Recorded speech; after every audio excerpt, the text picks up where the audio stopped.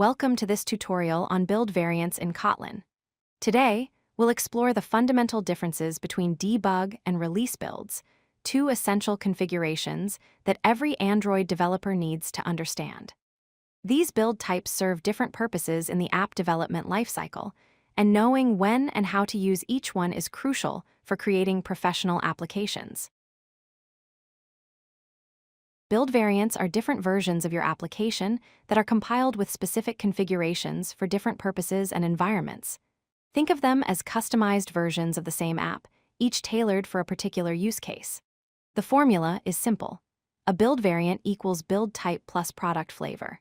Build types define how your app is packaged, while product flavors let you create different versions with unique features or content. Together, they give you complete control over how your app behaves in different scenarios. Let's start with the debug build.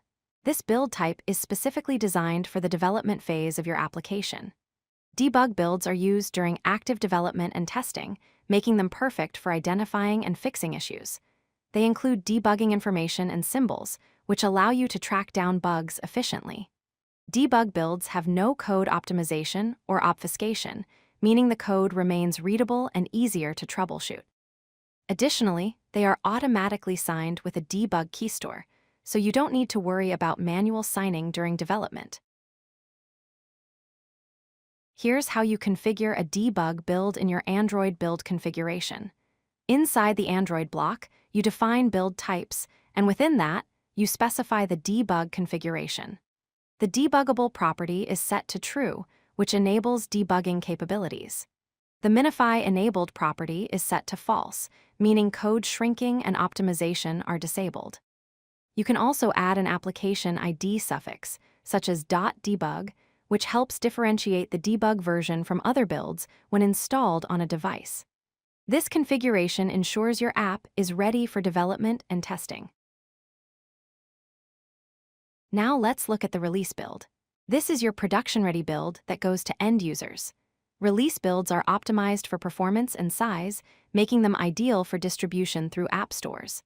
Code optimization and shrinking are enabled to reduce the app size and improve runtime performance. Release builds apply ProGuard or R8 obfuscation, which protects your code by making it harder to reverse engineer. Unlike debug builds, release builds must be manually signed with a release key store, which authenticates you as the developer and ensures the integrity of your application. Here's the configuration for a release build. Within the release build type, minify enabled is set to true, which activates code shrinking and obfuscation. The shrink resources property is also set to true, removing unused resources from your app to reduce its size. The ProGuard files function specifies the ProGuard rules file, which contains instructions for how to optimize and obfuscate your code. This configuration ensures your app is optimized, secure, and ready for public distribution.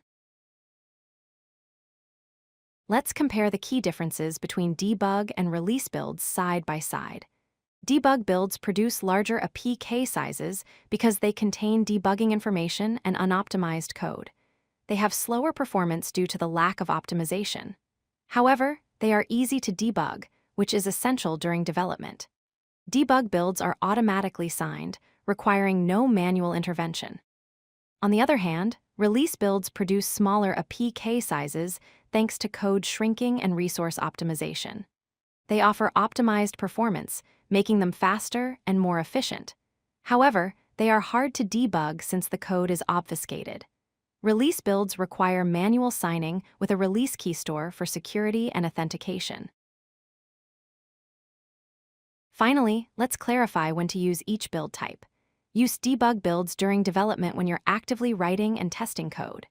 They're also perfect for internal quality assurance and testing phases, where debugging capabilities are crucial. On the other hand, use release builds for production environments when your app is ready for end users. Release builds are required for App Store submissions, whether on Google Play or other distribution platforms.